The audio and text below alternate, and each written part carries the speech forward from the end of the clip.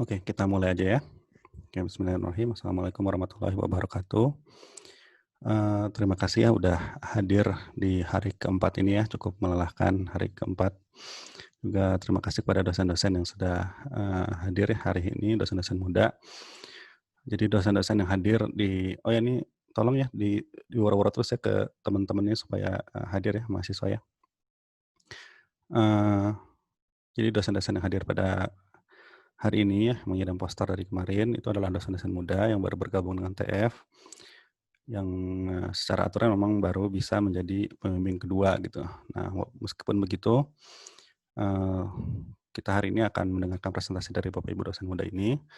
Nanti kalau memang ada yang tertarik ya, dengan topik-topik ini, nanti topik-topik ini mungkin akan dititipkan ke dosen-dosen senior yang bisa menjadi pembimbing satu gitu ya. Karena nanti mekanisme atau teknis, topiknya sepertinya, akan ada 2 jalur ya, jalur, topik sendiri dan jalur topik yang ditawarkan oleh dosen ya. Jadi topik-topik yang akan ditawarkan oleh dosen-dosen muda yang akan presentasi hari ini, itu kemungkinan nanti akan dititipkan ke, eee, dosen, senior yang bisa menjadi pembimbing satu gitu ya.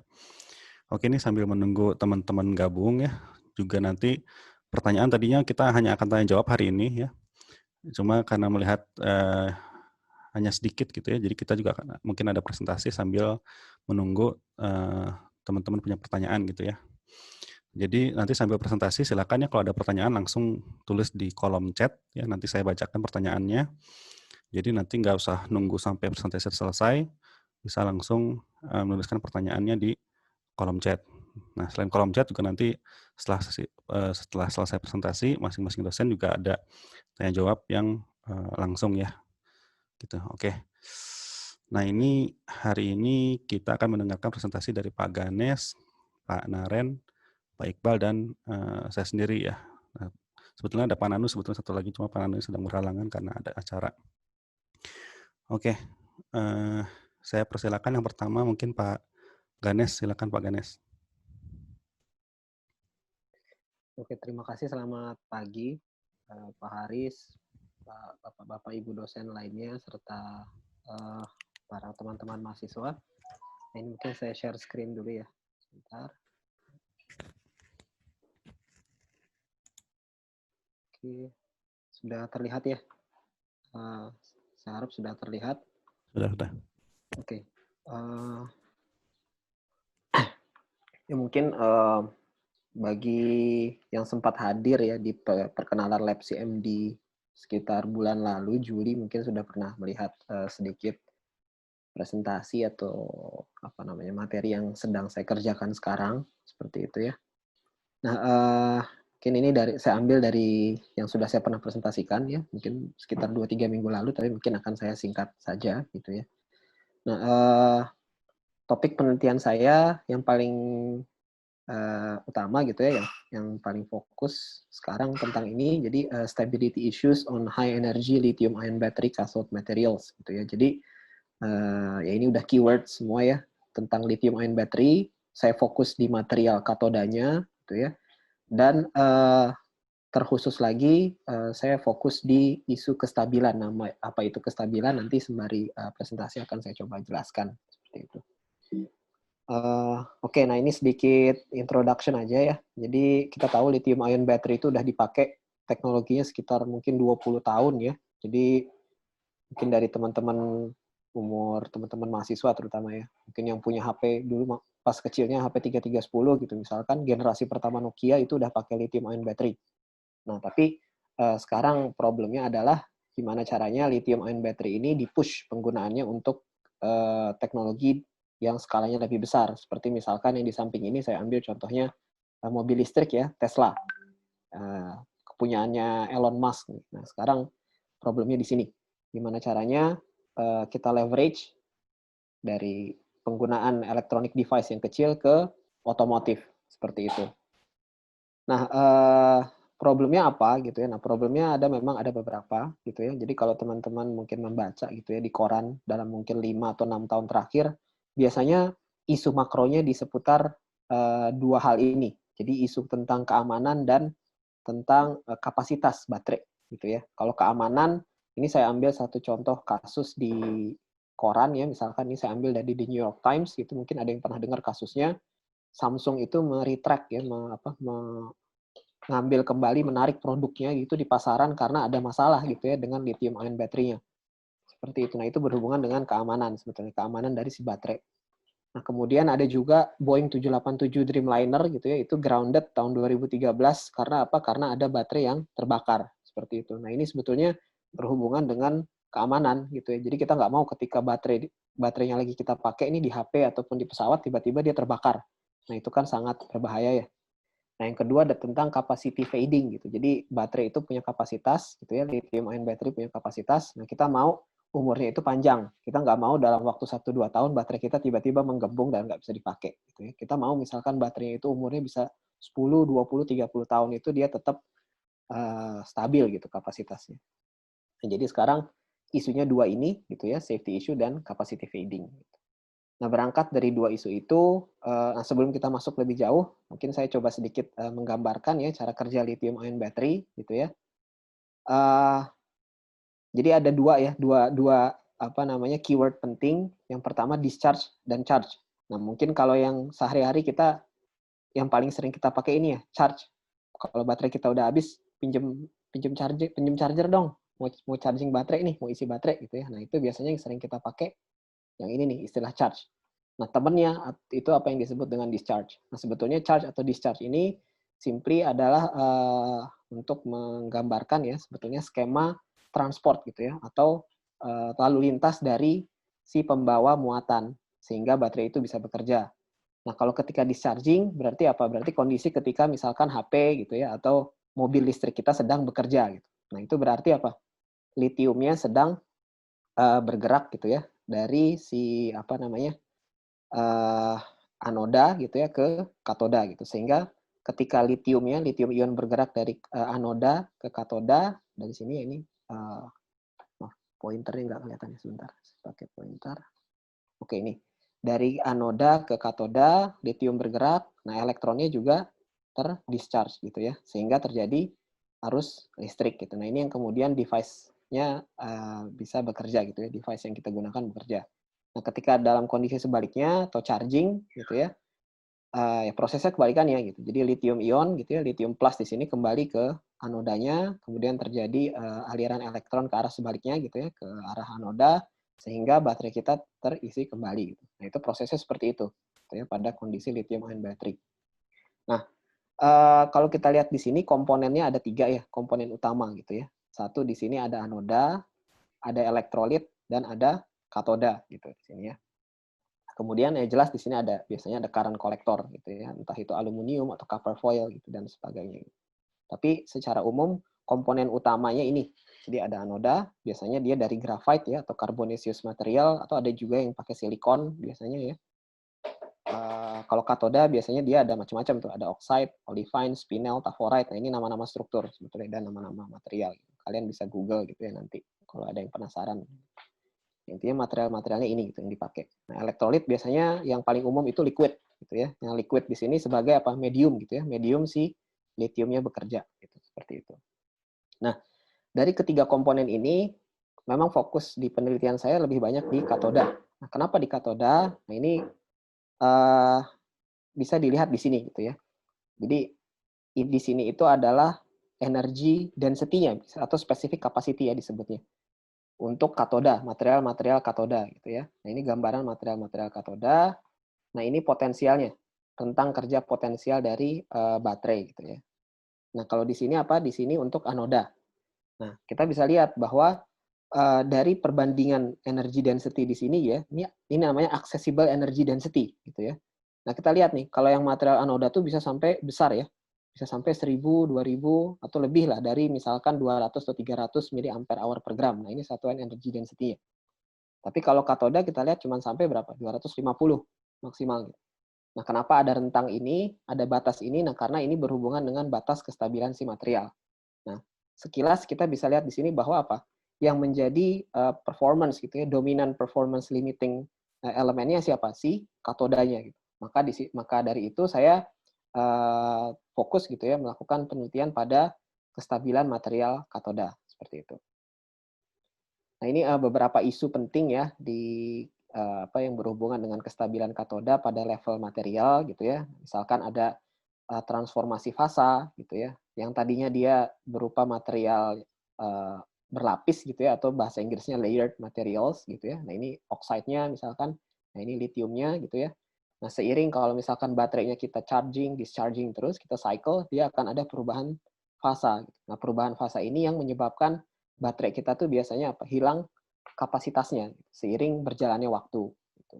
Jadi, nah ini yang saya pelajari gitu ya, kurang lebih seperti transformasi fasa. Kemudian ada yang fenomena yang saya sebut dengan oxygen evolution gitu ya. Ini sangat berkorelasi dengan transformasi fasa. Kemudian ada transition metal dissolution and so on gitu. Tapi tiga fenomena ini yang saya pelajari gitu ya. Ada juga yang termasuk yang saya pelajari juga itu seperti ini ya. Jadi mungkin kalau di fisika material ada yang pernah ingat bahwa material juga ada bulk, ada daerah surface. Nah biasanya di surface-nya ini, daerah antarmukanya ini terjadi reaksi kimia tuh antara si katoda dengan liquid elektrolitnya. Nah, liquid elektrolitnya ini pada kondisi high voltage itu bisa terdekomposisi. Kalau dia terdekomposisi, nah produknya seperti ini, ada banyak. Nah, kita bisa bayangkan kalau ini rumah silitium gitu ya, kemudian kita tumpuk-tumpuk banyak barang di sini, litiumnya jadi nggak bisa keluar gitu. Nah, kalau misalkan barang-barang yang nggak ditumpuk dengan rapi atau terkontrol, itu akan menyebabkan apa? Litium terblocking gitu. Itu akan menyebabkan juga capacity fading gitu. Nah, ini yang juga kita coba pelajari dan kontrol gitu melalui tentunya komputasi ya. Mungkin saya nggak akan menjelaskan lebih banyak tentang komputasinya karena kemarin Pak Kemal, ya Pak Ganda juga saya pikir dan Pak Hermawan sudah banyak memberikan gambaran gitu ya tentang metode yang biasanya dipakai di lab komputasi material. Oke, kembali ke sini. Nah, itu problem-problem yang sekarang sedang saya coba tackling gitu ya, pelajari gitu. Nah, beberapa topik yang sedang berjalan, misalkan ini salah satu yang sedang apa namanya sudah berjalan gitu ya. Misalkan di sini saya mempelajari tentang formasi defect gitu ya, defects formation gitu ya. Nah, defects formation itu berhubungan dengan tadi isu transformasi fasa gitu ya pada permukaan atau area bulk gitu ya dari nickel rich cathode materials gitu. Ini kemarin sebetulnya pekerjaan saya yang dari ketika saya bekerja di Jepang ya sebelum saya kembali ke ITB gitu. Ini masih saya lanjutkan di sini. Ya, kemudian ada ini salah satu pekerjaan juga dari kakak kelas kalian ya, Pak apa namanya Rafani gitu ya. Kemarin tadi Pak Haris bilang ya bahwa memang kalau misalkan dengan dosen muda itu belum bisa menjadi pembimbing utama nih si dosen muda gitu. Makanya kemarin saya sebagai pembimbing kedua, Pak Kemal ya, kebetulan Pak Kemal Agustus sebagai pembimbing pertama gitu ya. Nah Rafani ini di bawah bimbingan saya dan Pak Kemal gitu. Walaupun memang day to day-nya Rafani itu banyak dengan saya gitu, karena ini topiknya memang saya bawa gitu ya dari Jepang kemarin gitu. Tapi bekerja sama dengan Pak Kemal, kami mengerjakan ini ya.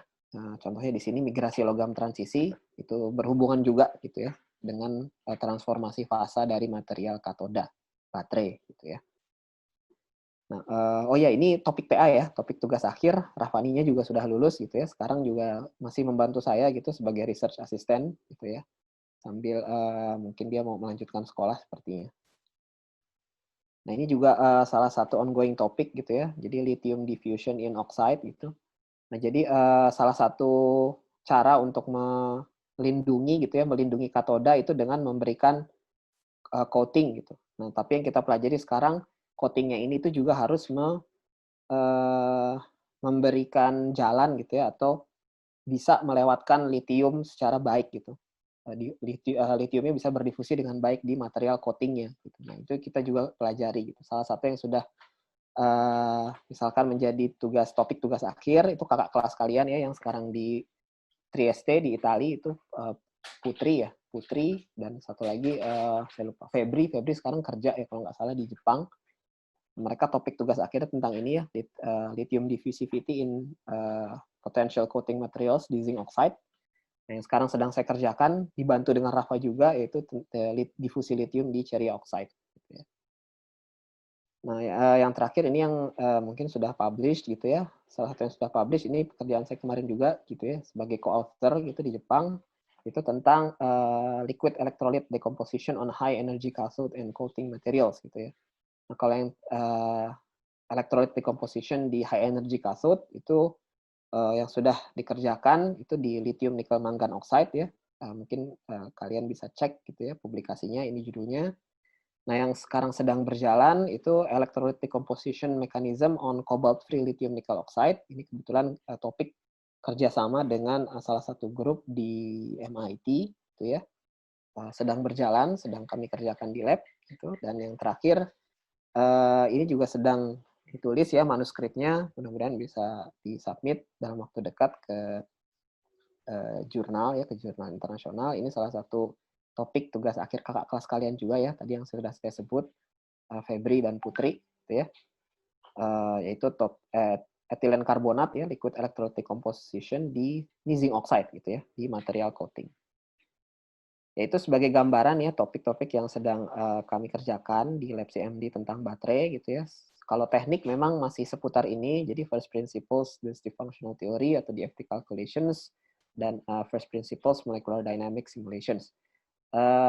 Kami juga sedang membuka ya kemungkinan untuk melebarkan teknik gitu ya, karena ini baterai itu saya pikir salah satu topik yang sangat bisa dibilang applied physics sekali atau teknik fisika sekali karena dia melibatkan banyak multifisik ya dan multiscale gitu. Jadi sebetulnya tidak hanya skala material gitu, tapi kita bisa juga menghubungkan misalkan dengan grupnya Pak Edi, Pak Irsyad gitu. Itu juga problem baterai juga ada tuh di sistem gitu ya, di sistem baterai gitu. Jadi baterai ini memang playground yang sangat menarik gitu ya dari sisi baik dari sisi fundamental maupun dari sisi engineeringnya seperti itu.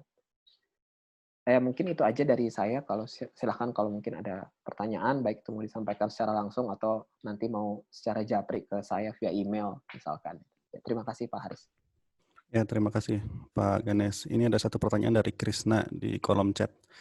Mau tanya cara penelitiannya itu jadi mengkomputasi saja berbagai permutasi dari variabel-variabel yang ada atau lebih banyak pendekatan analitik? Gimana pendekatan analitik? Di kolom chat ada tuh. Maaf sebentar, saya lihat dulu ya. Sebenarnya aku kurang tahu juga sih. Kalau dari kan belum belajar dan saat praktikum cuma dikasih banyak posisi terus dikomputasi. Ya, oke. Jadi permutasi dari variabel-variabel, saya sebenarnya juga nggak begitu nangkap pertanyaannya, permutasi dari variabel atau pendekatan analitik, karena analitik jelas gitu ya, karena kita menganalisis berbagai macam hal gitu. Kalau misalkan di sini saya saya artikan analitik tuh maksudnya menggunakan pendekatan matematik analitik bukan matematik komputasi, ya mungkin bisa juga kita nanti gunakan ke sana gitu. Tapi kalau dari sini sebetulnya memang kita masih pilih salah satu contoh kasus ya. Misalkan di sini saya ambil contoh kasus inilah misalkan ya. Yang tadi ya, misalkan di sini saya ambil contoh kasus ini.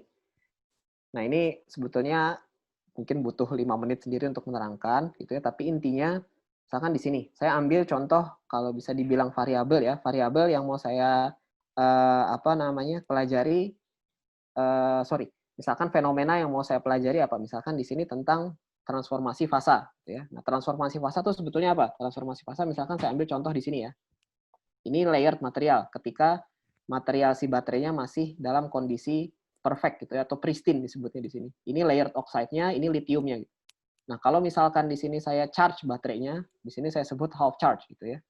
Misalkan saya keluarin half charge berarti lithiumnya saya keluarin 50%.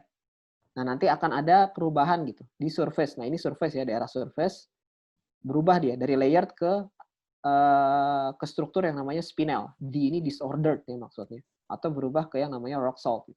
Nah, ketika dia berubah fasa, itu misalkan, nah ini lithiumnya kan nggak bisa masuk lagi nih, karena dia sifatnya irreversible secara termodinamika. Gitu.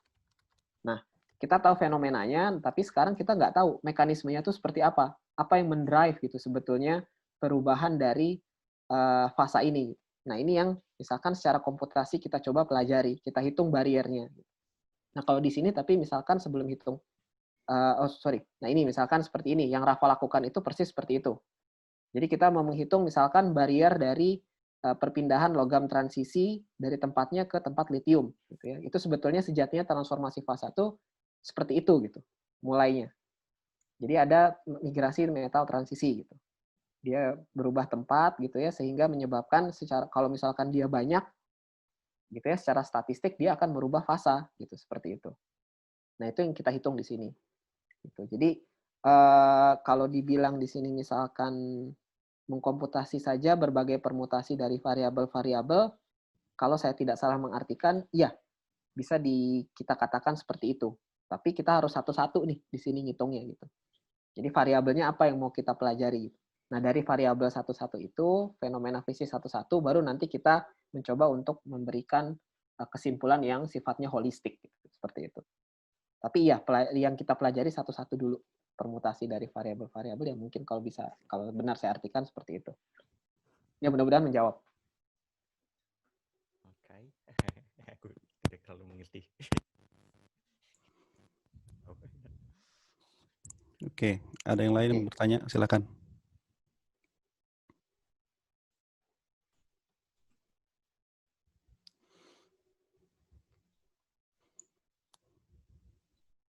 Ada lagi? Ini karena Pak Ganes nggak akan lama ya, mau ada acara lagi. Silakan kalau mau ada pertanyaan sekarang.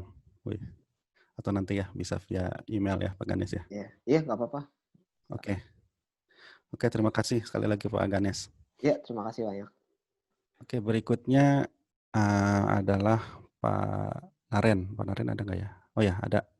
Silakan Pak Naren. Ada Bapak Haris, terima kasih. Ini waktu nyanyinya berapa lama, Pak? Waktu manggungnya 15 menit. Oke, ya udah. Sip. Mulai sekarang aja ya. Selamat pagi semua. Share screen ya. Mohon izin share screen. Kumaha ya. Oke, sudah terlihat. Halo? Sudah. Udah ya? Oke. Makasih ya. Selamat pagi. Assalamualaikum warahmatullahi wabarakatuh. Saya Naren dari Lab Medik, dosen muda yang baru 1 tahun ini bergabung dengan TF. Nah, saat ini saya mencoba untuk memaparkan pengenalan topik simulasi desain untuk Lab Medik ya. Lengkapnya sudah ada di poster yang kemarin saya kirim. Sekarang sih kita coba sedikit lebih detail lah untuk ceritaannya. Nah, mungkin kemarin Pak Supri dan Bu Ayu juga sudah memaparkan ini ya. Jadi Lab Medik punya roadmap. Roadmap-nya seperti ini, ada 5 bidang spesifik yang nanti diturunkan lagi menjadi beberapa kegiatan. Nah, khusus buat yang saya handle itu kurang lebih 2 topik roadmap yang ada di bawah mengenai modeling dan simulation untuk biomedical system, dan saat ini saya fokus di bidang kardiovaskular dan biofluidik, dan yang kedua tentang desain dan juga kita mulai mencoba untuk mendesain juga baik desain produk ataupun desain alat kesehatan. Nah, kita mulai di fokus yang simulasi dulu untuk sistem biomedik. Nah, jadi permasalahan yang coba saya telaah itu adalah urusan kelainan pada pembuluh darah, yaitu stenosis dan aneurism ya. Nah, stenosis itu apa? Stenosis itu adalah sebuah kelainan yang biasanya disebabkan oleh penyumbatan di dalam pembuluh darah. Jadi kurang lebih seperti ini. Analoginya seperti Anda punya sink untuk mencuci piring gitu, dan Anda setiap hari makan nasi Padang dan lain-lain gitu. Nah, banyak lemak yang tertimbun setelah beberapa tahun akhirnya menyumbat dari si saluran pipa tersebut. Nah, tubuh kita juga kurang lebih punya risiko terjadi penyumbatan akibat dari timbunan lemak ataupun penuaan dan lain-lain. Nah, penyumbatan ini biasa disebut sebagai stenosis. Nah, stenosis ini akibat implikasinya adalah jika dibiarkan dia akan menyebabkan pecahnya pembuluh darah, dan tergantung pecahnya ini di area mana, dan biasanya itu terjadi di pembuluh jantung yang bisa menyebabkan serangan jantung. Nah, kasus yang lain adalah aneurism. Aneurism secara fisis dan natural history-nya dia itu berbeda dengan stenosis. Aneurism terjadi akibat dari kelainan yang terjadi pada dinding pembuluh darah, sehingga dinding pembuluh darahnya menggelembung seperti ini. Nah, ini sering juga terjadi di berbagai lokasi, dan kalau misalnya tidak di-treatment atau tidak diatasi, dia akan menyebabkan pecahnya juga pembuluh darah, dan seringkali ini terjadi di saluran pembuluh darah di otak, yang akhirnya bisa menyebabkan stroke. Nah, beberapa jenis treatment yang sudah diimplementasikan adalah, contohnya pertama adalah stent. Untuk kasus stenosis seperti ini, ada penyumbatan seperti itu, kita masukkan sebuah logam metal berbentuk mesh begitu, seperti per, ke dalam pembuluh darah untuk menyangga atau scaffolding dan membuka kembali jalur pembuluh darah tersebut. Nah, alat ini disebut sebagai stent, terminologi umumnya. Dia secara permanen ditanamkan, diimplan di dalam pembuluh darah. Nah, untuk aneurism, stent juga digunakan. Namun, goalnya adalah untuk memblocking aliran darah yang masuk ke dalam aneurism bulge-nya. Jadi karena kalau misalnya Anda bisa bayangkan kalau misalnya ada jet flow masuk ke sini, tekanannya menjadi tidak stabil dan akhirnya menyebabkan pembuluh darah pecah. Nah, kalau misalnya di blocking seperti ini, eksperimen membuktikan bahwa lama-kelamaan dia akan membentuk clot. Jadi darah yang tidak bergerak membuat ada gumpalan, dan gumpalan itu akan menutup bagian ini. Nah, tetapi dari jenis-jenis treatment ini ternyata masih banyak PR-nya. Jadi setelah stent dimasukkan, ini tidak secara permanen bisa membuka terus-menerus karena ternyata ada efek sampingnya. Nah, disitulah makanya kita perlu menganalisis lebih lanjut tentang efektivitas, lalu opsi treatment tambahan, ataupun rekayasa terlebih terhadap jenis material atau coating dan lain sebagainya. Nah, dari situ computational analysis itu sering digunakan karena apa? Karena sulit sekali untuk melakukan pengukuran atau analisa secara langsung di dalam tubuh manusia. Nah, untuk breakdown pekerjaan di lab kami sendiri, setelah saya pulang dari Jepang 2 tahun yang lalu, kita memfokuskan untuk mengerjakan beberapa hal seperti ini. Dari untuk konstruksi CFD untuk pemodelan pembuluh darah tanpa ada alat apapun, lalu juga kita mencoba menganalisis pembuluh darah dengan kelainan tanpa ada alat apapun, dan ditambah kita juga mencoba menganalisis dengan bantuan alat, stent dan flow diverter, ataupun kateterisasi ketika kita melakukan beberapa intervensi dalam pembuluh darah seperti mengambil sampel darah dan lain-lain. Nah, dari sini kita juga belajar karena kita ranahnya di engineering bukan scientific ya. Kita juga berusaha untuk merekayasa alat tersebut untuk meningkatkan performance-nya, yaitu kita juga menyentuh optimisasi. Jadi waktu S3 saya juga kebetulan menggabungkan teknik optimisasi secara formal dengan analisis CFD biomedical untuk alat stent. Nah, selain itu, seperti yang sering ditanyakan kalau komputasi, apakah ada eksperimen yang membantu dan lain sebagainya. Nah, kami juga mencoba untuk membantu CFD ini, menggunakan CFD ini untuk digunakan sebagai alat evaluasi pada uji eksperimental. Pada saat ini yang berjalan adalah kita mencoba menganalisis efek dari aliran terhadap sel endotel dari pembuluh darah yang di culture di dalam sebuah flow chamber seperti ini. Dan kita menganalisis flow fenomenanya dengan CFD dan behavior selnya secara eksperimen.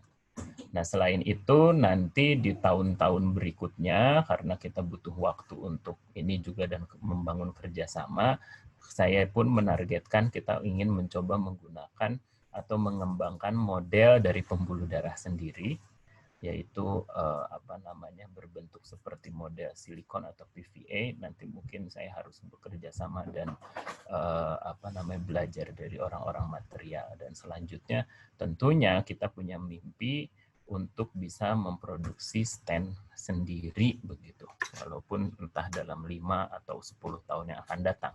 Yang jelas nggak dalam 2 bulan langsung jadi lah ya gitu. Nah terus, gimana sih sebenarnya CFD-nya? Nah, CFD-nya ini yang sudah biasa kalian gunakan mungkin di beberapa kuliah, hanya bedanya kita menggunakan objeknya adalah pembuluh darah. Nah, pembuluh darah ini bisa dibangun dari hasil scan pasien, dari CT scan MRI, ataupun kita bisa menggambarnya sendiri, kita sebut ini idealized geometry, dengan menggunakan SolidWorks contohnya. Jika Anda kan pasti pernah belajar gambar teknik waktu TPB dulu.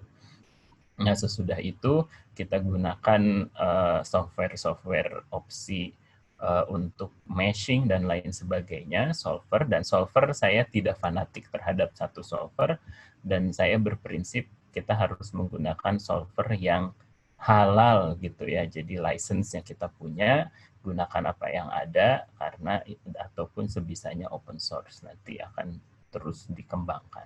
Nah, sesudah dari hasil komputasi, kita dapatkan hasil result-nya, dan result ini bisa menjadi suggestion untuk treatment pasien, ataupun bisa juga untuk suggestion untuk improvement dari desain si alatnya sendiri.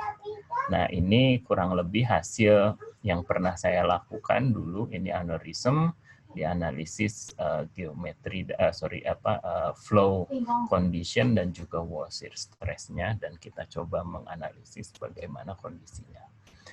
Nah, selain itu untuk urusan optimisasi, ini kebetulan pekerjaan waktu saya S3, optimisasi dengan surrogate model. Intinya adalah surrogate model ini kita mencari behavior dari si stand, karena stand dimasukkan ada flow, ada solid, dan lain sebagainya. Kita mencoba menebak bagaimana ketika desain variabelnya, gap dan ukuran, serta jarak, dan lain sebagainya, itu mempengaruhi terhadap sebuah objective function tertentu. Nah, dari sini kita mencoba beberapa ratus kali simulasi untuk mencari pattern dan mencari kira-kira stand yang baik itu seperti apa. Detailnya Anda bisa baca di sini, ataupun bertanya kepada saya juga, mudah-mudahan saya masih ingat. Nah, sedangkan apa yang sekarang sedang dikerjakan? Nah, sekarang dikerjakan, alhamdulillah saya punya beberapa mahasiswa, dan untuk di biofluidik ini yang sudah formal adalah satu orang mahasiswa yang luar biasa sekali. Dia sekarang sedang mengerjakan, mudah-mudahan Oktober selesai. Itu Johanna, mungkin Anda juga kenal. Nah, Johanna mencoba untuk mengoptimize ujung tip dari kateter yang dimasukkan ke dalam pembuluh darah pada renal vein, kalau nggak salah ya, ini di sini.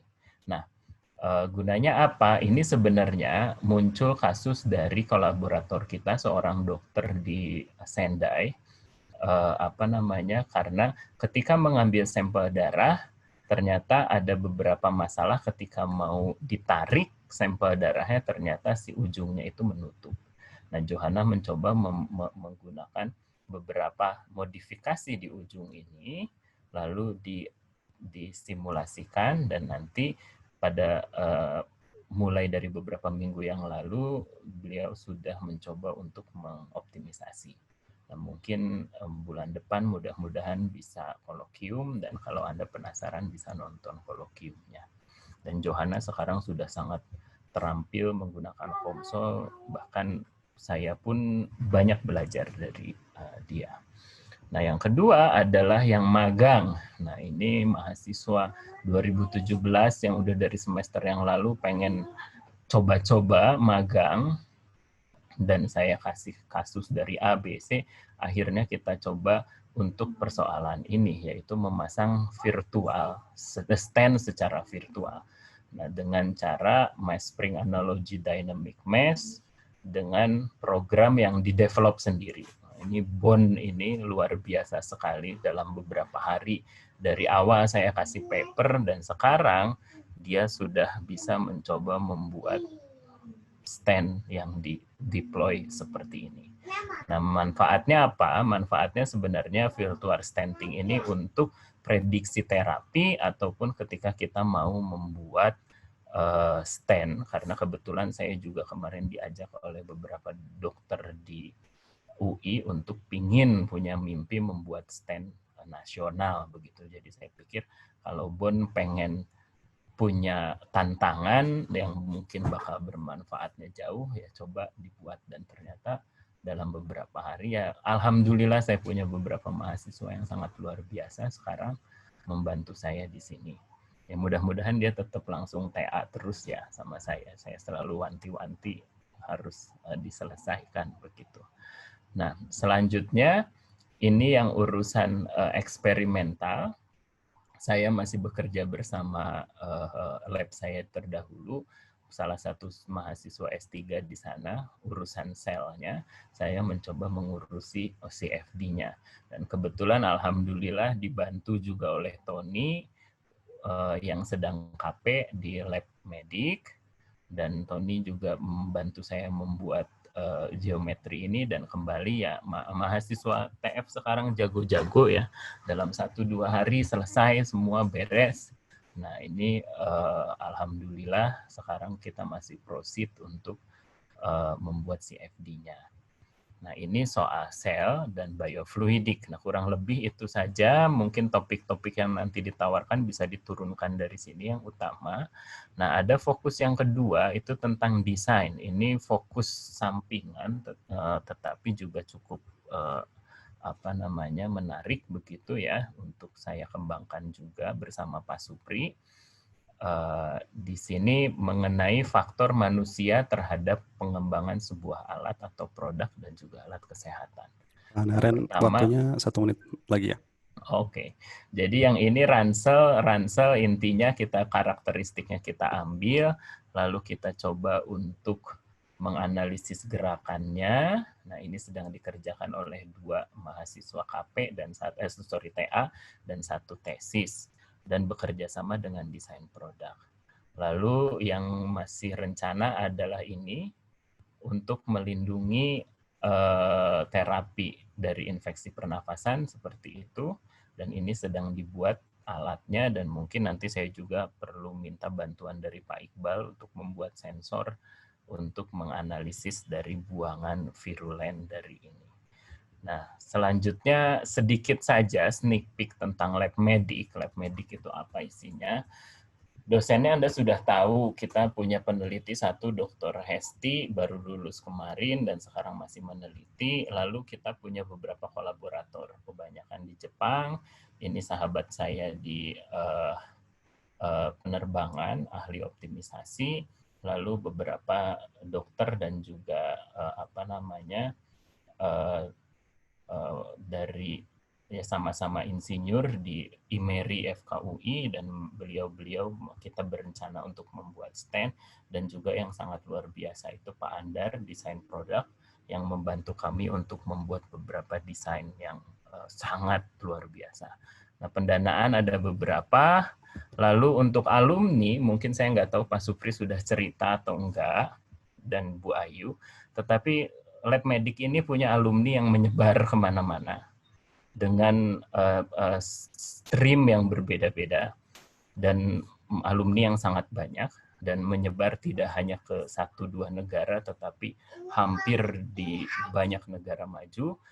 Industri kita juga ada beberapa yang tetap di healthcare dan juga beberapa di industri lainnya. Dan yang menarik adalah dosen TF ITB pun ada 1, 2, 3, 4, 5, 6, 7 itu adalah alumni dari lab medik. Baik yang topik-topik hybrid, dan juga uniknya tidak semuanya berkumpul di lab ini, tetapi menyebar ke stream-stream yang lain. Jadi kekeluargaannya cukup menyenangkan, dan contoh dari kegiatan-kegiatan akhir ini, saya cukup lama berinduk di Lab Medic dari 2010, ikut World Congress of Biomechanics saat itu, pertama kali ditantang oleh Pak Supri. Ini saya 20 kg yang lalu ketika TA untuk ransel yang tadi. Lalu ini ada beberapa kegiatan, bahkan waktu saya menikah di tahun 2014, itu panitia yang mengurusi itu adalah anak-anak Lab Medic juga. Dan tentunya urusan makan, ulang tahun itu biasa. Dan ini terakhir sampai tahun 2020 kemarin, ini Joe. Sorry kelihatan agak lelah di sini karena saat itu seminggu rapat 3 kali dengan beberapa kolaborator kita di Jepang. Nah, jadi kurang lebih begitu kegiatannya. Kalau Anda ingin bertanya lebih lanjut, bisa bisa kirim email saya, informasi bisa lihat di web kami, dan kalau pengen belajar, nggak perlu ngambil TA juga nggak apa-apa, ambil metode pengukuran fisis biomedik di semester yang akan datang. Terima kasih Pak Haris, sorry agak lama. Ya, terima kasih banyak Pak Naren. Silakan jika ada pertanyaan. Atau Bon mau bimbingan sekalian. Bon nggak boleh nanya, tadi saya bilang. Ayo, mangga jika ada pertanyaan, mumpung ada kesempatannya. Ya, Medik dari kemarin nggak ada yang nanya, ya nggak apa-apa lah. Kalau memang tidak tertarik ya sudah. Sorry, ini kelihatan ya. Maaf. Ada? Nggak ada yang nanya, ya udah. Nanti kalau tiba-tiba kepikiran bisa ditulis di kolom chat ya, atau bisa langsung email ke Pak Naren.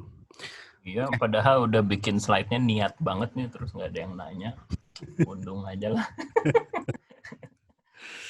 Gak apa-apa Pak Naren. Oke, makasih Pak Haris. Ya, makasih banyak Pak Naren. Oke, berikutnya ada Pak Iqbal. Silakan Pak Iqbal. Baik, saya mohon izin share screen ya. Ya, mangga. Sudah terlihat layarnya Pak Haris? Masih hitam. Nah, udah Masih sip. hitam? Udah Sudah sip. ya? Ya.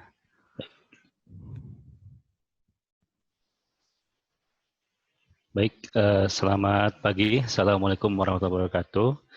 Terima kasih pada Pak Haris yang sudah memberikan kesempatan bagi saya untuk mencoba untuk melengkapi apa yang sudah disampaikan oleh para senior saya di Laboratorium Advanced Functional Material, yaitu Pak Ahmad, kemudian Pak Brian, lalu Pak Syedman dan Pak Nugraha. Selamat pagi juga buat teman-teman mahasiswa, calon TA maupun mungkin mahasiswa yang angkatan yang lain yang mengikuti pertemuan pada pagi hari ini. Ya, perkenalkan lagi, nama saya Muhammad Iqbal ya. Seperti yang tadi sudah presentasi, kita adalah dosen-dosen baru di teknik fisika, namun bedanya saya baru bergabung mungkin sekitar bulan April ya tahun ini. Jadi praktis belum ada bimbingan ya, belum membimbing baik sebagai pembimbing kedua ya, apalagi sebagai pembimbing pertama ya. Kalau tadi Pak Narian dan Pak Ganes mungkin sudah ada bimbingan yang mahasiswa dibimbing dalam tugas akhir. Kalau saya belum ada, mungkin nanti ke depan jika teman-teman tertarik bisa mengontak kami ya di Lab Advanced Functional Material. Baik, saya akan mulai dengan membahas tentang definisi apa itu functional materials ya. Karena di sisi lain ada yang kita kenal dengan structural material ya. Nah, di functional material itu adalah itu bisa material apa saja ya. Material yang kita kenal mungkin dalam kuliah fisika material kita kenal ada material logam, keramik, kemudian juga polimer maupun komposit ya. Yang mana material tersebut didesain untuk memiliki fungsi tertentu ya. Jadi sederhananya kita mendesain material dan material tersebut memiliki fungsi-fungsi tertentu yang bermanfaat untuk tujuan tertentu begitu. Nah, untuk bisa menghasilkan fungsi tertentu, maka yang kita perlukan adalah kita merekayasa sifat-sifat fisik dan kimiawinya, begitu ya, sehingga mencapai tujuan yang kita inginkan. Nah, contoh daripada fungsi material yang juga mungkin teman-teman sudah mengambil fisika material waktu itu kita bahas mengenai materi elektronik ya, yang tadi dari konduktor, semikonduktor, insulator dan seterusnya. Kemudian ada material magnetik dan juga ada material optik dan fotonik. Nah, kemudian apa saja tren yang terkini ya dari functional material ya? kalau teman-teman pernah mendengar jurnal Advanced Functional Material, maka di situ ada beberapa keyword ya yang menunjukkan perkembangan terkini dari perkembangan functional material ya. Yang jelas Advanced Functional Material itu tidak lepas dari yang disebut sebagai nanoteknologi ya, teknologi nano ya. Teknologi yang memungkinkan kita merekayasa material dalam skala yang kecil ya, dalam skala nano ya, atau 10⁻⁹ kalau nanometer berarti 10⁻⁹ nanometer begitu ya. Nah, berarti teknologi ini kemudian memungkinkan kita untuk mendesain ya materi-materi yang memiliki fungsi seperti semikonduktor, superkonduktor ya, kemudian yang berfungsi dari segi optika dan laser, sensor, porous material, advanced ceramic, magnetic materials, light emitting materials, biomaterials ya. Mungkin kemarin Pak Bambang sempat menyebutkan juga tentang biomaterials. Itu juga adalah perkembangan terkini dari functional material. Berikutnya thin films ya, Pak Ahmad kemarin sempat cerita juga tentang bagaimana penelitian beliau di thin films. Kemudian energy materials ya, ini material-material yang baik itu berfungsi sebagai penyimpan energi maupun sebagai converter energi ya. Tadi Pak Ganes sudah mendeskripsikan sedikit tentang energi material dalam kaitannya dengan baterai begitu ya. Nah, adapun yang menjadi fokus penelitian di Lab Advanced Functional Material Teknik Fisika ITB itu kita membagi berdasarkan bidang aplikasi ya. Bidang aplikasi yang pertama itu adalah bidang aplikasi energi, di mana yang kita kembangkan adalah sel surya generasi baru, ya berbasis organik dan juga perovskite. Kemudian yang berikutnya adalah elektrokatalis untuk low temperature fuel cell. Nah, yang ketiga adalah elektroda untuk baterai, ya, dan superkapasitor. Ya. Berikutnya untuk bidang aplikasi kesehatan kita mengembangkan material biosensor, ya, dengan metode deteksi teknik elektrokimia dan material biosensor dengan deteksi teknik surface plasmon resonance. Nah, kedua deteksi ini, kedua pendekatan deteksi ini membutuhkan material yang berbeda sehingga kita bagi ya antara pengembangan biosensor yang dengan teknik elektrokimia maupun biosensor dengan teknik surface plasmon resonance. Dan yang ketiga adalah aplikasi lingkungan ya, di mana kami mengembangkan material untuk mendeteksi gas-gas berbahaya maupun volatile organic compound ya. Dan di samping itu juga selain mengembangkan materialnya, kami juga mengembangkan sistem monitoringnya ya. Jadi kalau pengembangan materialnya itu kita bergerak di sisi hulu ya, bagaimana kita mendesain dan juga mensintesis serta mengkarakterisasi material. Nah, untuk yang monitoringnya ini kita bergerak dari hilir, sehingga harapannya nanti di kemudian hari kita bertemu di tengah. Jadi hulunya kita pegang, ya, kita bisa berhasil untuk mensintesis materialnya. Dari segi hilir pun kita juga bisa menguasai begitu, sehingga dihasilkan satu integrasi sistem yang kita bisa develop sendiri gitu, tanpa bergantung pada bahan ataupun sistem yang datangkan dari luar begitu. Nah, secara garis besar, ruang lingkup aktivitas di Lab Advanced Functional Material, nanti kalau teman-teman tertarik untuk bergabung, maka inilah mungkin garis besar yang akan dilakukan ya. Kita mulai dengan pemilihan material dan desain sintesis ya. Banyak sekali unsur ataupun senyawa yang tersedia di alam ataupun yang kita bisa sintesis sendiri begitu ya. Didasarkan dari sifat-sifatnya, kita pilih, kemudian kita desain sintesisnya, lalu kemudian kita masuk ke eksperimental ya, sintesis eksperimental. Setelah kita memilih material yang ingin kita desain dan sesuai dengan fungsi yang kita tuju, kemudian kita melakukan sintesis. Nah, apa yang kita lakukan setelah kita mensintesis? Yang kita lakukan adalah mengkarakterisasi sifat-sifatnya, ya, untuk mengkonfirmasi apakah benar material kita hasilkan itu memiliki sifat-sifat yang kemudian bisa kita uji performanya di langkah yang berikutnya, begitu ya. Jadi karakterisasi sifat. Nah, ada kalanya dalam setelah kita mengkarakterisasi sifat-sifat, ada sifat-sifat yang ternyata tidak kita inginkan atau tidak kita tidak sesuai harapan. Nah, itu kita bisa kembali ke pemilihan material lagi atau kita bisa perbaiki sintesis eksperimentalnya begitu. Begitu pula ketika kita sudah menguji kinerja material, mungkin ada kalanya kinerjanya kurang bagus, maka bisa jadi materialnya yang kita pilih itu kurang tepat sehingga kita bisa kembali untuk memilih lagi material, kemudian mensintesis lagi, kemudian kita mengkarakterisasi sifat-sifat lagi, seperti itu. Itu kurang lebih ya gambaran umumnya. Dan terkait dengan pemilihan material itu sendiri, kita mungkin bisa mereview ya pada tabel periodik ya, di mana itu memuat berbagai macam unsur, yang mana juga unsur-unsur ini bisa membentuk senyawa ya, senyawa. Mungkin di kuliah fisika material kita mengingat bahwa di sini di sekitar di golongan 8 ya, kita kenal sebagai logam transisi ya, di mana logam transisi ini memiliki sifat katalitik. Nah, mungkin kita bisa memilih material-material di sini untuk membuat material fungsional sebagai katalis misalkan, atau untuk material fungsional baterai misalkan, kita bisa pilih tentu saja kita menggunakan logam alkali ya, logam alkali berbasis logam alkali yang bisa kita gabungkan dengan anion lain di logam transisi ya, dengan kobalt, nikel dan seterusnya begitu ya, atau dengan aluminium atau dengan mangan. Terus juga kita mengenal senyawa semikonduktor ya. Kita ketahui semikonduktor bisa gabungan antara golongan 4 ya, 4 dengan 6, atau golongan gabungan lagi antara golongan yang lain ya, oksida dengan seng, atau oksida dengan titanium ya, untuk menghasilkan titania dan seterusnya. Nah, dari sini kita bisa memilih material mana yang kita akan sintesis gitu ya, senyawa untuk menghasilkan suatu senyawa untuk fungsi tertentu. Nah, dari sini kita bisa bergerak untuk ke arah sintesis setelah kita memilih. Jadi pengetahuan untuk sifat-sifat dasar atau intrinsik material itu sangat penting dalam sebelum kita mensintesis material seperti itu. Nah, selain pemilihan unsur juga kita yang tidak kalah penting adalah menentukan morfologi apa yang akan kita bentuk begitu ya, karena performa material itu tidak terlepas dari bentuk dan strukturnya ya. Yang kita kenal mungkin atau mungkin yang baru mengenal, kita bisa mengkategorisasi morfologi material itu berdasarkan dimensinya ya. Ada 0 dimension, 1 dimension ya, kemudian 2 dimension dan 3 dimensional begitu. Nah, karena beberapa aplikasi atau fungsi yang kita tuju itu sensitif terhadap shape dan strukturnya begitu ya. Nah, jadi setelah kita memilih material, kemudian kita menentukan morfologi apa yang tepat ya.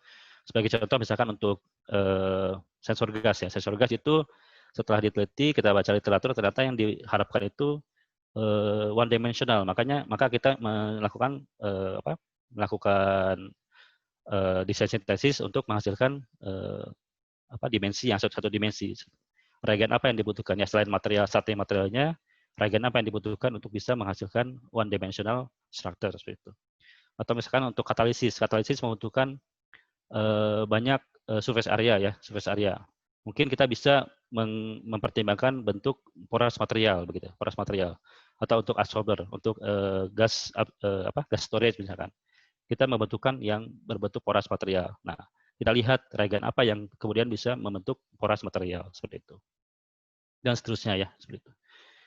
Nah, dari segi sintesis sendiri kita bisa dekati dari dua kategori besar ya, ada top down dan bottom up gitu ya.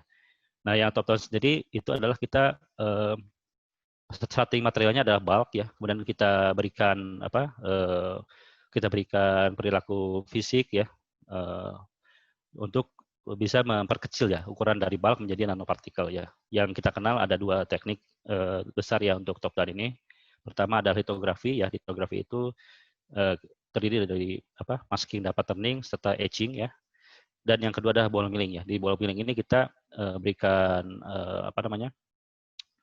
perlakuan fisik ya, sehingga dapat memecah yang tadinya bulk menjadi bentuk nanopartikel. Nah, pendekatan yang kedua adalah bottom up. Ya, bottom up ini bisa didekati dengan dua pendekatan ya, bisa secara fisik maupun secara chemical ya. Beberapa contohnya untuk yang physical ada PLD, ILD, kemudian vapor deposition, kemudian electron deposition, dan untuk pendekatan kimia itu bisa kita kenal dengan self assembly ya. Nah, khusus di laboratorium AFM di Teknik Fisika ITB untuk litografi kita baru akan memulai ya, karena kita baru mendapatkan fasilitas litografi di PPNN ya, di Pusat Penelitian Nanoteknologi dan Nanosains dan Teknologi. Sedangkan untuk yang teknik bottom up berupa chemical self assembly itu sudah sering kita lakukan. Jadi sudah banyak PTA maupun mahasiswa tesis maupun mahasiswa disertasi yang mengembangkan atau menghasilkan material fungsional dengan metode chemical ini. Ya, nah setelah kita sintesis untuk mengkonfirmasi sifat-sifat material yang kita hasilkan untuk menuju fungsi tertentu, maka ada beberapa teknik katalisasi yang bisa kita lakukan. Biasanya untuk sejauh ini, mahasiswa PTA hanya menyerahkan material yang kita sintesis ke operator ya. Jadi di PPNN dan juga di beberapa lab di ITB ada tersebar ya alat-alat untuk bisa mendeteksi ataupun mengkarakterisasi material ini. Nah, biasanya mahasiswa PTA hanya memberikan sampelnya ke operator, namun nanti operator akan memberikan raw data ya ataupun data mentahnya. Nah, disitulah tugas kita sebagai mahasiswa pada tugas akhir untuk menganalisis data tersebut dan mengonfirmasi apakah material yang kita hasilkan itu memiliki sifat-sifat yang kita inginkan untuk menuju fungsi tertentu tersebut. Seperti itu. Ya. Dan setelah kita karakterisasi, kemudian kita ketahui, kita analisis bahwa material yang kita hasilkan itu memiliki prospek ya untuk diuji menjadi suatu material yang memiliki fungsi tertentu. Nah, perlulah kita kemudian uji performanya ya. Untuk sebagai contoh misalkan untuk material biosensor kita memiliki satu alat untuk menguji performa materialnya. Juga untuk material katalis juga kita bisa gunakan alat ini ya. Kita sebut sebagai electrochemical station. Kemudian untuk sel surya kita juga memiliki solar simulator ya, di mana kita bisa memberikan exposure UV sampai infrared ya, dan juga visible light, dan kita bisa melihat bagaimana efisiensi dari sel surya yang kita buat. Kemudian ini juga kita memiliki SPR ya, SPR untuk menguji material biosensor dan dengan deteksi SPR. Kemudian juga kita memiliki sistem pengujian sensor gas ya, dengan lengkap dengan chamber dan juga gas-gas target ya, serta akuisisi datanya ya. Berikutnya kita juga ada battery analyzer ya, cell battery analyzer untuk menguji elektroda baterai yang kita bentuk menjadi sel, sehingga kita bisa mengetahui kualitas atau performa dari material baterai yang kita buat. Ya, berikutnya ini adalah beberapa topik yang sedang berjalan ya, yang di lab fase material. Ya, tadi yang sudah disebutkan beberapa, mungkin di sini saya ulangi lagi. Yang pertama mengenai sel surya generasi baru ya. Jadi non silicon based sel surya. Di sini ada dua jenis ya, ada synthesized dan perovskite. Kemudian untuk reaktor katalis fuel cell ya. Ini reaktor katalis merupakan bagian yang penting dalam sistem fuel cell ya, di mana di situ terjadinya reaksi antara bahan bakar ya yang masuk ke dalam elektroda, di mana di situ terjadi reaksi oksidasi maupun reduksi di bagian masing-masing di bagian anode dan katodnya. Nah, kita mengembangkan reaktor katalisnya. Kemudian device yang lain yang juga kita kembangkan untuk materialnya adalah material baterai ya, katoda baterai serta elektroda untuk superkapasitor. Ya. Berikutnya untuk aplikasi kesehatan, kita mengembangkan material berbasis metal organic framework ya, untuk yang biosensor deteksi elektrokimia. Di samping itu juga kita mengembangkan material untuk biosensor dengan metode pendeteksian surface plasmon resonance. Nah, selain itu juga kita yang sedang ongoing juga, ini mahasiswa tugas akhir ya, mungkin ini bisa dikembangkan untuk ini mahasiswa tesis ya, tapi bisa dikembangkan juga untuk tugas akhir. Kita mengembangkan wearable based sensors ya. Jadi material aktif sensing sensing aktif material itu kita tumbuhkan di bahan-bahan yang bisa kita gunakan sehari seperti kain ya. Seperti kain ini kain, kalau tidak salah kain kain biasa ya, kain baju biasa gitu ya, kita deposisi material aktifnya, kemudian kita uji, ternyata dia bisa menghasilkan respon terhadap analit yang diberikan begitu. Iqbal, punten waktunya 1 menit lagi Pak. Baik ya, terima kasih. Berikutnya ini terakhir, aplikasi yang terakhir itu lingkungan ya. Kita membuat sensor gas ya. Sensor gasnya sendiri kita deposisi di atas chip ya, yang terdapat elektrolit di atasnya. Dan di sini kita bisa berkreasi ya, jenis materialnya, kemudian juga morfologinya, ada yang berbentuk two dimensional, ada yang berbentuk one dimensional. Kita bisa berkreasi di sini sehingga menghasilkan sensitivitas serta selektivitas yang baik terhadap gas target yang diuji begitu. Ya, berikutnya, nah ini beberapa fasilitas ya. Untuk laboratorium kita ada ada empat ya. Pertama di gedung TP Rahmat lantai 1 ya. Mungkin ya sering lewat ya teman-teman yang kuliah di Labtek 6. Dan juga kita mendapatkan fasilitas di gedung Center of Advanced Science ya. Di sana ada lab juga untuk sintesis. Dan tidak usah khawatir bagaimana cara kita mendapatkan atau memperoleh reagen, karena di lab AFM ini kita sudah berkomitmen untuk membantu para PTA ya untuk pembelian bahan dan reagen disediakan dari lab. Jadi teman-teman mahasiswa yang tertarik bisa langsung saja tinggal membuat desain dan pemilihan materialnya dan juga desain sintesisnya. Sedangkan untuk pembelian bahan dan reagen itu disediakan oleh lab, serta juga akses untuk karakteristik material ya, dan ini juga cukup costly ya. Itu juga akan ditanggung oleh lab begitu. Jadi teman-teman tidak usah khawatir, bagi yang bergabung dengan lab AFM bisa tinggal berkreasi saja ya dalam pemilihan material dan juga sintesisnya. Ya, kita sadari juga bahwa fasilitas yang ada di ITB tidak istilahnya tidak semuanya ada ya untuk menghasilkan karakteristik material yang bagus gitu ya, sehingga kita juga akhirnya membuka kerjasama dengan beberapa institusi ya, baik itu di dalam maupun di luar negeri.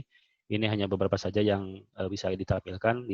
Selain ini juga ada beberapa institusi yang bisa diajak kerjasama, yang telah diajak kerjasama dan juga ke depan akan terus dikembangkan kerjasamanya untuk mengembangkan roadmap penelitian yang ada di lab kami. Mungkin itu saja Pak Haris dan juga teman-teman semua. Silahkan jika ada pertanyaan. Wassalamualaikum warahmatullahi wabarakatuh. Waalaikumsalam warahmatullahi wabarakatuh. Mangga silakan mahasiswa bertanya, ini ada di kolom chat. Ayu Karna Nurin ya, izin bertanya, untuk di AFM sendiri eksperimen yang bisa dilakukan selain litografi dan self assembly apa ya Pak? Lalu sepertinya juga ada penelitian dengan CZTS solar cell bersama Pak Brian. Apakah Pak Iqbal juga menerima topik CZTS? Ya, eksperimen yang dilakukan di lab AFM sejauh ini kalau yang sudah tersedia fasilitasnya itu self assembly ya, self assembly. Kalau untuk yang lain-lain seperti ALD, PLD, CVD itu kita tidak punya fasilitasnya di teknik fisika ya. Cuman setahu saya di jurusan lain ya, di prodi lain, yaitu di fisika itu kalau tidak salah CFD itu ada. Kalau PLD dan ALD mungkin ada, tapi mungkin alatnya tidak beroperasi ya. Jadi sejauh ini hanya itu. Kalau untuk litografi itu baru akan dimulai. Jadi kita juga ada satu peneliti ya di PPNN yang dulu dia bekerja dengan litografi, dan kebetulan kita mendapatkan fasilitas itu sekarang di PPNN. Jadi baru akan dimulai, dan baru ada juga mahasiswanya itu S3 untuk yang litografi, baru memulai gitu. Kalau untuk self assembly sudah berjalan lama ya untuk self assembly. Kemudian untuk CZTS dengan Pak Brian ya, untuk CZTS ini kebetulan Pak Brian adalah pembimbing utama ya, pembimbing utamanya. Kalaupun nanti memerlukan saya sebagai pembimbing kedua juga bisa, ya bisa. Nanti karena untuk CZT ini kebetulan juga kita kerjasama dengan kampus UPI ya, kampus UPI ada salah satu alumni kita di sana yang memang dia sejak S2, S3-nya itu topiknya tentang solar cell. Jadi kalau saya mungkin nanti lebih ke yang energi material yang lain ya, seperti katalis maupun elektroda baterai. Tapi untuk sel surya kemungkinan besar mungkin akan pembimbing dari luar juga, dari UPI tadi ya, selain Pak Brian begitu. Itu mungkin ya, mungkin bisa menjawab. Baik, terima kasih Pak Iqbal. Silakan kalau ada yang lain. Krisna mau tanya, untuk sintesis material sensor itu apakah hanya sampai sampel untuk diuji karakternya di lab atau sampai jadi komponen sensor yang bisa dipakai di luar lab? Baik, terima kasih Pak Haris. Ya, Mas Krisna ya tadi menanyakan. Jadi scope kita di lab AFM ini sampai menguji performa sebagai sebagai material sensor ya. Kalau untuk sampai diuji di luar lab itu belum ya, karena kita masih mencari material yang betul-betul optimal, serta kalau untuk sampai ke device belum. Nah, tapi makanya tadi kita lakukan 2 pendekatan, dari hulu ke tengah dan hilir ke tengah. Kalau teman-teman tertariknya untuk menelitinya di hulu ya, berarti sampai pengujian sampel di lab begitu. Nah, tapi kalau misalnya teman-teman itu tertariknya dari hilir ke tengah, maka bisa nanti bermainnya di sistemnya, di sistem monitoringnya. Nah, ini semua kita berjalan sampai harapannya ketemu di tengah. Jadi material sensornya siap sebagai device chip sensor begitu ya. Nah, dari sistem monitoring pun juga nanti akan siap terdevelop sehingga nanti ketemu di tengah. Jadi material sensor yang kita bikin kita bisa gunakan di luar, kemudian juga sistem monitoringnya sudah siap gitu. Nah, tapi sejauh ini yang bisa saya sampaikan untuk sensor gas sebenarnya masih diuji di lab ya, belum diuji di luar gitu. Karena kita masih mengembangkan juga bagaimana integrasi chipnya ya. Ada kan kalau sensor gas itu ada sensing aktif materialnya, ada elektrodanya, kemudian juga ada substratnya, dan ada kalau perlu dia ada heaternya untuk supaya dia beroperasi optimal di suhu tertentu. Nah, itu kita masih kembangkan. Ini sudah diteliti oleh beberapa petugas akhir, cuman kita masih belum mendapatkan yang optimal ya, seperti apa gitu, untuk bisa diuji di luar. Itu mungkin Mas Krista ya. Oke, terima kasih Pak Iqbal. Ada pertanyaan lain satu lagi?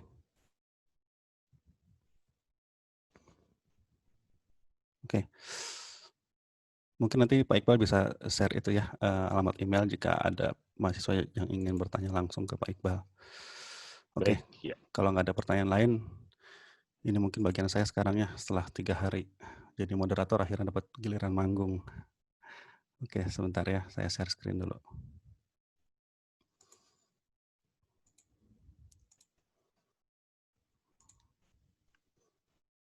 Oke. Oke, mudah-mudahan udah kelihatan ya. Oke, sebentar. Oke, bismillahirrahmanirrahim. Assalamualaikum warahmatullahi wabarakatuh. Ya, perkenalkan lagi, nama saya Muhammad Haris Mahyudin, ya. Dosen baru juga di sini, baru setahun kurang ya, bergabung dengan TF. Sebelumnya saya bekerja di Kyushu University sebagai ya sebutannya asisten profesor atau ya seperti postdoc begitu ya. Kemudian juga pernah bekerja di Panasonic di Jepang ya selama 2 tahun.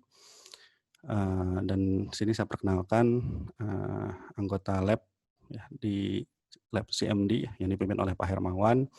Kemudian ada Pak Kemal, ada Pak Ganda, saya sendiri, Pak Fajar, dan Pak Ganes ya. Nah, ini kebetulan semuanya adalah alumni Jepang ya, Osaka University dan Kyushu University, kecuali Pak Hermawan ya, Pak Hermawan adalah alumni Amerika ya. Nah, ini walaupun sudah alumni, kita juga masih terus berkolaborasi ya dengan Jepang, terutama di Osaka, di JAIS, dan di Kyushu ya, untuk terus berkolaborasi untuk pemakaian alat ataupun untuk kegiatan-kegiatan exchange student gitu ya, student exchange. Nah, jadi ya masalah fasilitas atau masalah networking kita sangat ya boleh saya bilang sudah well established ya, bahkan semenjak saya waktu mahasiswa pun ketika Pak Hermawan merintis untuk berkolaborasi dengan Jepang itu sudah sangat established begitu ya. Dan sekarang juga ada kolaborator baru dari MIT ya, dari MIT Prof. Sauhornya kita meneliti tentang baterai dan katalisis di sana. Juga baru-baru ini juga saya memulai networking bersama NTU dan NUS ya. Nah, ini saya tampilkan di sebelah kiri, ini adalah roadmap dari Lab CMD. Ini yang sudah lama. Pertama ini tentang renewable energy ya. Ada Pak Kemal, Pak Ganda, saya, dan Pak Ganes ini menggunakan fuel cell ya. Secara komputasional tentu saja ya. Ada hydrogen production Pak Ganda ya. Kemudian solar cell ya, ada yang tadi yang ditanyakan oleh Ayu ya, yang Casterit ya. Kemudian ada perovskite, ini yang baru saya mulai dengan tim dari Singapura ya, dan juga nanti mungkin bisa berkolaborasi dengan lab bawah dengan Pak Brian dan Pak Iqbal ya. Jadi fuel cell juga udah lama ya Pak Kemal ini mengkalkulasi sistem katalis buat fuel cell ya. Kemudian juga ada elektromagnetik ini Pak Hermawan ya, lebih banyaknya dengan kolaborator kita di ITERA Pak Hadi. Kemudian kita juga ada software development, ini Pak Hermawan, memang Pak Hermawan sejak S3-nya pun adalah software development untuk molecular dynamics ya, di sebelah sini. Dan sampai sekarang Pak Hermawan masih aktif ya untuk menulis program. Ya. Kemudian ada Pak Fajar juga yang mengembangkan software sendiri ya untuk DFT yang berbasiskan PlanWave, ini sudah dipublish juga ya. Dan harapannya makin banyak orang yang menggunakan software ini ya. Nah, yang sebagai mungkin paling utama yang sekarang sedang dikerjakan ya oleh Pak Kemal, saya, Pak Ganda, Pak Ganes, dan Pak Fajar juga ya. Ini adalah tentang energi conversion dan energi storage ya. Ini yang pertama adalah CO2 conversion, ini yang dilakukan oleh Pak Ganda ya. Ini sudah banyak sekali publikasinya, dan juga mahasiswa yang mengerjakan PTA mengerjakan ini banyak juga ya. Yang terakhir setahun lalu adalah Yusuf ya, gitu. Kemudian ini topik saya ya, yang akan saya presentasikan adalah tentang konversi metan ya. Konversi metan, gas metan menjadi metanol atau menjadi asetik asid ya. Yang selama S3 saya kerjakan adalah tentang material zeolite ya. Nah, nanti yang akan kita kembangkan adalah menuju ke material lain yaitu MOF ya. Kemudian ada nanoparticles dan juga ada single atom katalis ya. Oke, nah ini adalah topik Pak Kemal ya, hydrogen conversion ya, menjadi hidrogen begitu, dan ini juga sudah banyak publikasinya. Dan tadi ini tentang baterai yang dipresentasikan oleh Pak Ganes ya, yaitu tentang lithium atau natrium ion ya untuk peningkatan kapasitas gitu ya. Dan yang warna kuning ini yang mungkin sudah kita pernah kerjakan cuma bersama ini ya, bersama kolaborator di FMIPA ya, Bu Triati. Tapi ini udah lama kita tinggalkannya. Mudah-mudahan nanti ada yang bisa masuk lagi ke situ. Oke. Nah, selain itu juga kita punya drug and delivery development ya, bersama Bu Heni dari Farmasi dan Pak Febian dari UNER ya. Oke, itu mungkin sekilas tentang lab CMD ya, roadmap penelitian kita. Saya masuk ke presentasi saya ya, mudah-mudahan sudah kelihatan ya. Nah, presentasi saya ini yang seperti yang saya sebutkan tadi, yaitu mengubah metan menjadi metanol ya. Nanti kita akan lihat di slide berikutnya, metan itu kan gas ya, susah di transport dan susah di store gitu ya, susah disimpan gitu.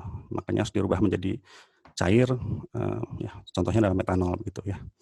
Nah, ini kenapa ada kata-kata selektif ya, karena memang dalam reaksi perubahan metan ke metanol itu sulit ya. Dia bisa berubah menjadi metanol atau bisa berubah menjadi seperti ini ya. Ini adalah ini di metal ether, ini formaldehid ya. Yang kita pengennya selektif ya, hanya metanol saja begitu ya. Oke. Nah, motivasinya apa gitu? Kenapa metan gitu ya? Karena ini seperti yang kita tahu bahwa sekarang kita menggunakan fossil fuel yang konvensional seperti bahan bakar minyak dan coal ya, batu bara. Nah, itu dan kita semua sudah tahu bahwa itu semakin menipis ya di dunia ini. Dan di sisi lain ya, sebentar saya ini dulu. Maaf, ini keluar.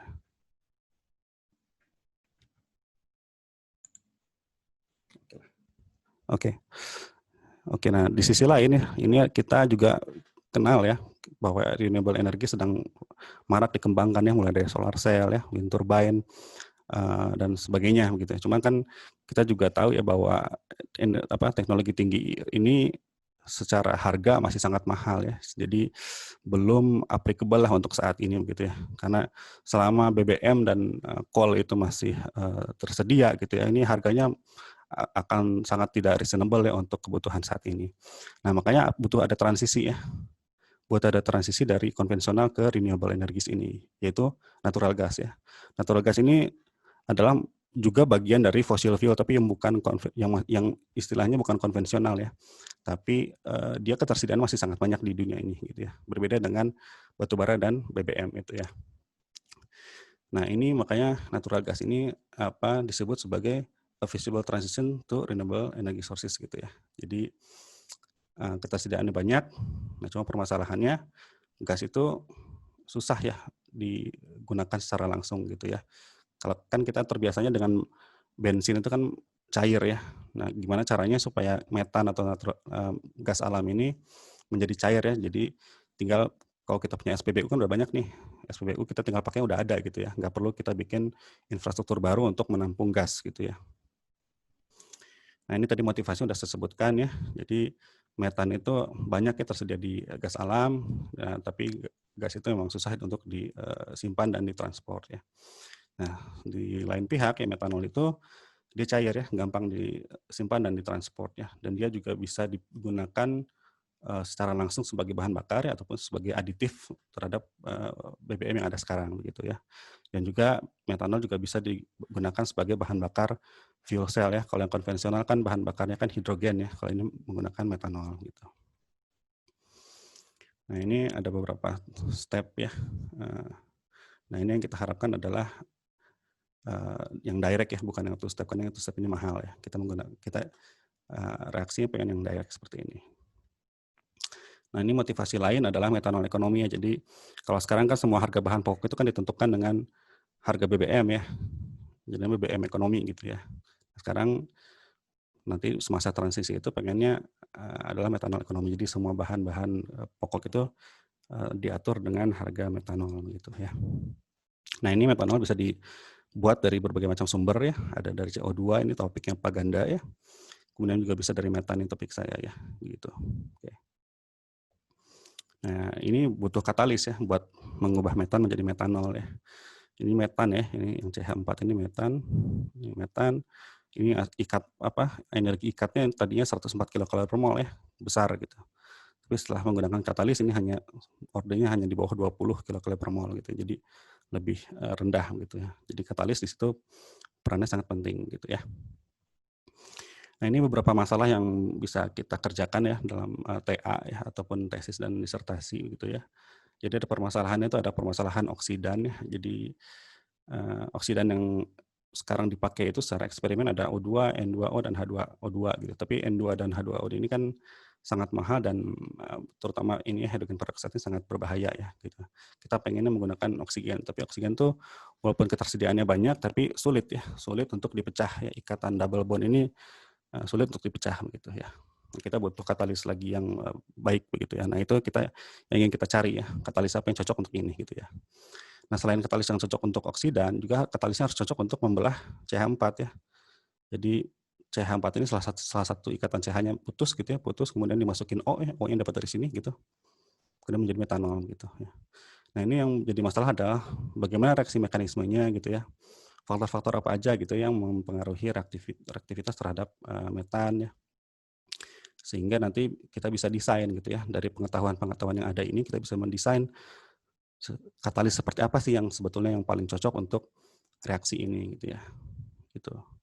Kemudian juga ada permasalahan over oxidation ya. Jadi yang tadi saya sebut di awal bahwa metanol ini bukan produk akhir ya, tapi setelah terbentuk metanol, ini metanol itu bisa berubah lagi menjadi contohnya sini formaldehid misalnya. Nah, ini gimana untuk cara mencegahnya gitu ya.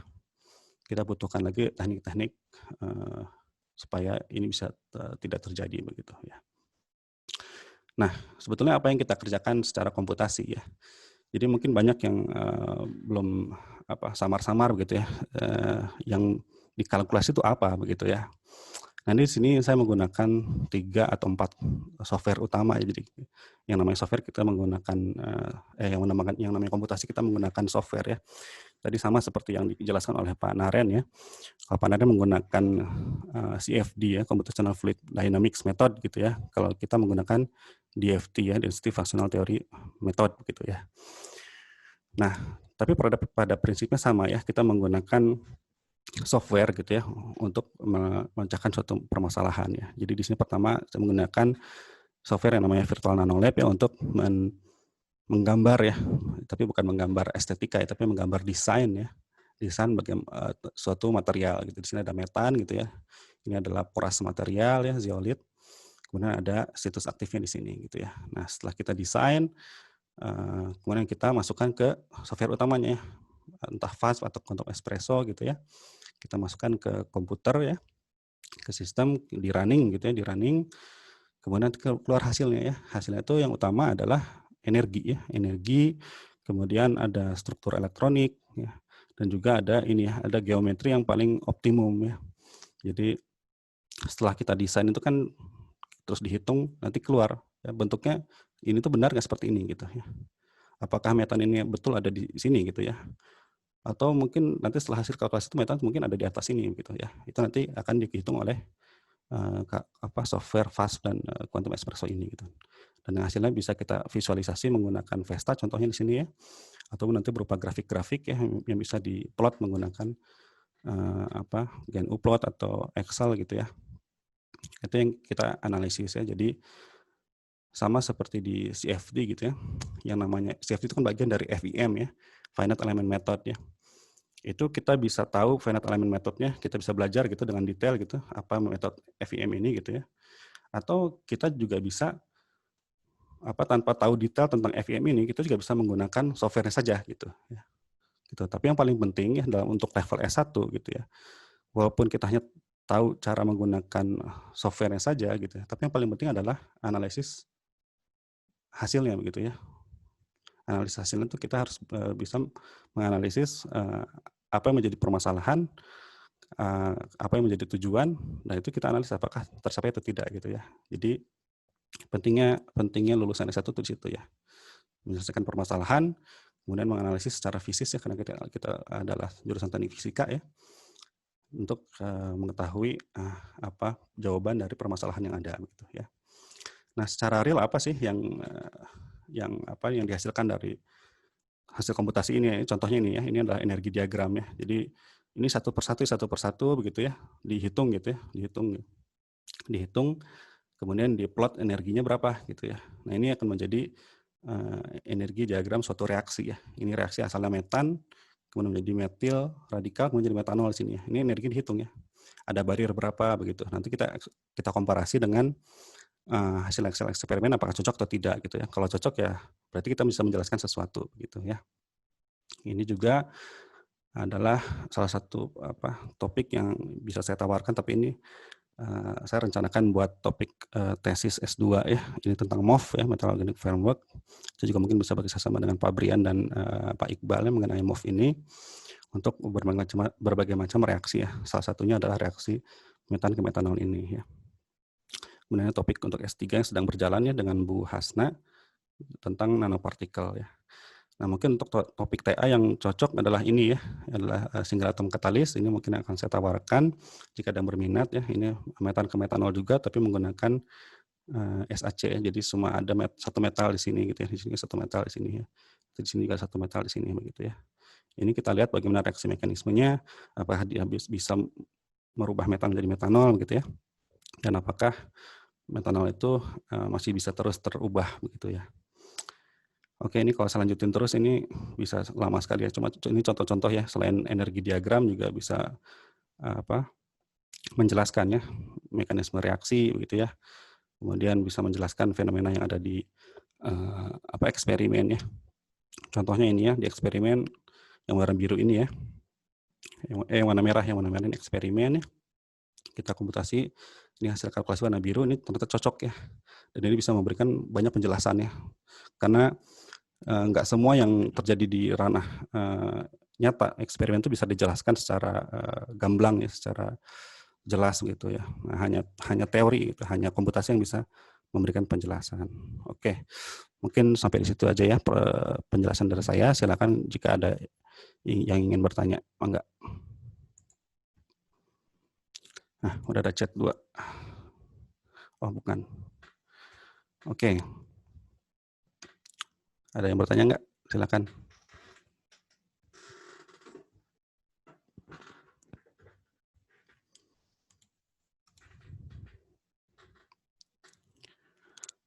Enggak ada.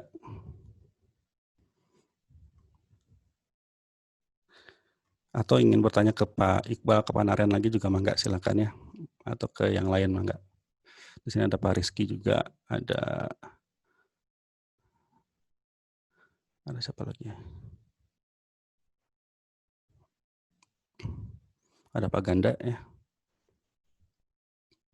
Silakan. Nggak ada bertanya? Pak, seperti itu ada di chat apa? Ada ya? Erlan. Oke, Erlan. Izin bertanya Pak, jadi kalau SAC itu kan topiknya mirip dengan topik Kak Yusuf kemarin. Kalau pekerjaan itu seperti apa yang dicari, apakah sama dengan topik tersebut? Ya, jadi Yusuf kemarin juga SAC ya, SAC nikel, tapi untuk reaksi yang berbeda ya, reaksi perubahan CO2 menjadi saya lupa, formic acid ya, gitu. Nah kalau ini SAC untuk perubahan metan menjadi metanol gitu ya. Itu beda reaksi, beda mekanisme, dan beda apa yang disasar gitu. Nah, terus apa yang dicari ya? Yang dicari adalah pertama mekanisme reaksi ya. Jadi dengan mengetahui mekanisme reaksi kita lihat, kita bandingkan ya dengan karena SAC ini kan baru ya, baru secara eksperimen pun belum banyak ya. Jadi kita bisa memberikan prediksi bahwa SAC itu bagus atau enggak gitu ya sebagai katalis begitu. Dari energi itu bisa kita lihat ya. Dari energi bisa kita lihat. Nah, nanti yang ingin kita perdalam lagi, misalnya SAC ini adalah cocok gitu ya sebagai katalis yang bagus gitu. Nah, itu kenapa gitu ya? Kenapa kok bisa bagus gitu? Nanti kita bisa memberikan beberapa insight gitu ya bahwa SAC itu bagus karena salah satu fitur yang unik apa gitu ya. Itu yang akan kita jelaskan gitu. Mungkin Pak Ganda ada tambahan tentang SAC yang sudah lama menggeluti SAC.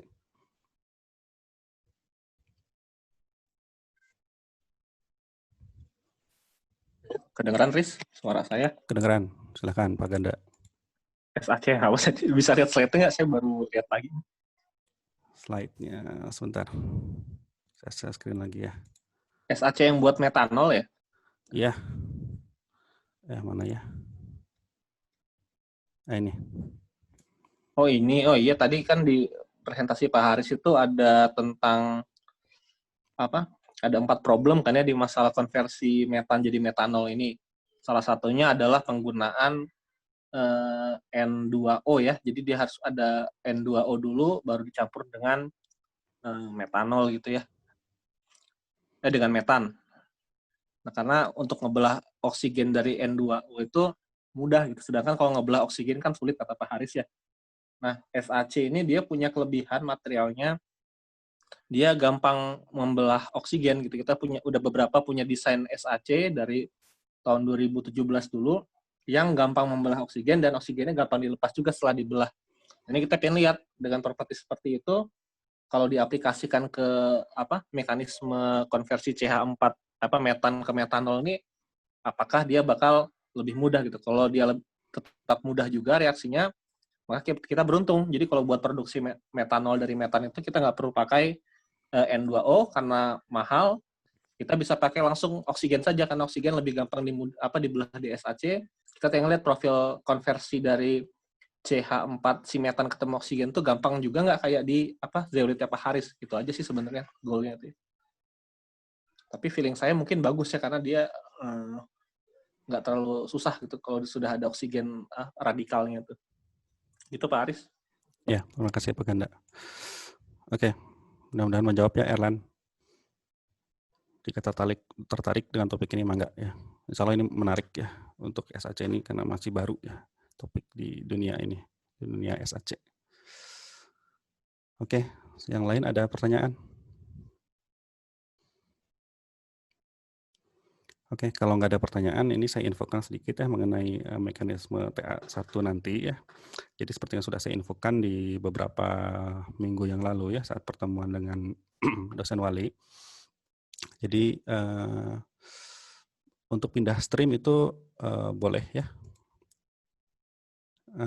Boleh, jadi misalnya kemarin di semester 6 kuliah praktikumnya itu mengambil di IKA misalnya gitu, mau pindah ke Fisbang itu bisa ya, bisa pindah di semester 7 nanti ya.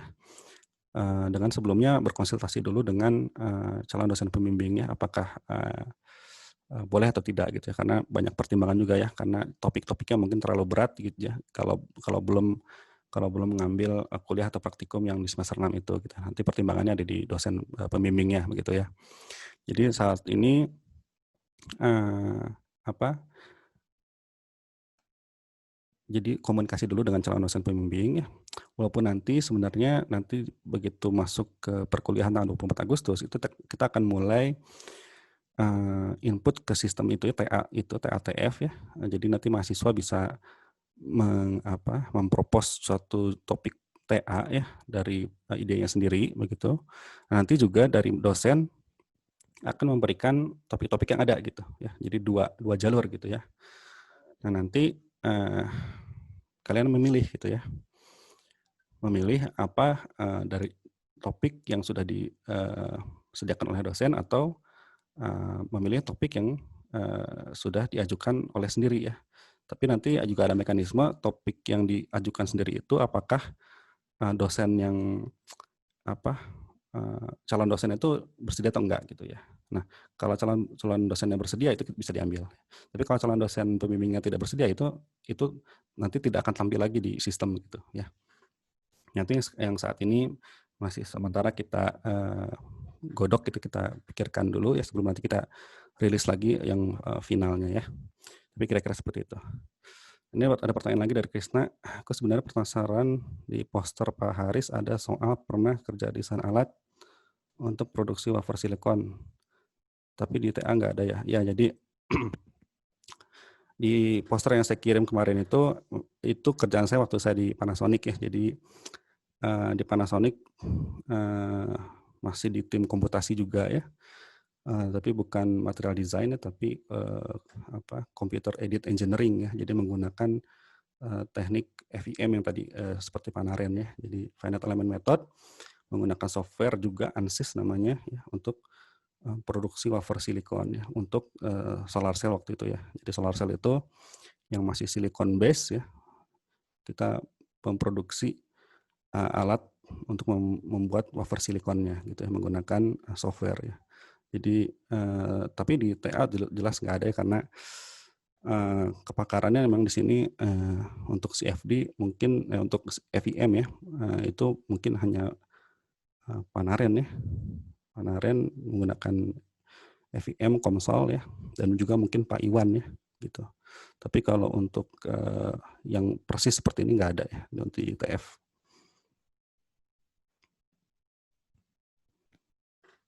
Mungkin itu ya, mungkin mudah-mudahan bisa menjawab. Oke, ada pertanyaan lain? Nggak ada? Oke. Oke, jadi kalau nggak ada pertanyaan kita cukupkan ya. Ini waktunya masih ada 40 menit sebetulnya ya. Jadi tapi kita cukupkan saja. Ini mudah-mudahan ya dengan adanya perkenalan topik-topik penelitian dosen-dosen TF ini bisa memperluas wawasan kalian gitu ya. Jadi nanti ketika memilih topik TA itu pertimbangannya jadi lebih matang gitu ya. Jadi memilih dengan suatu pertimbangan yang baik begitu ya. Oke, mungkin begitu saja acara 4 hari ini ya. Terima kasih atas partisipasinya. Semoga bermanfaat. Terima kasih. Assalamualaikum warahmatullahi wabarakatuh.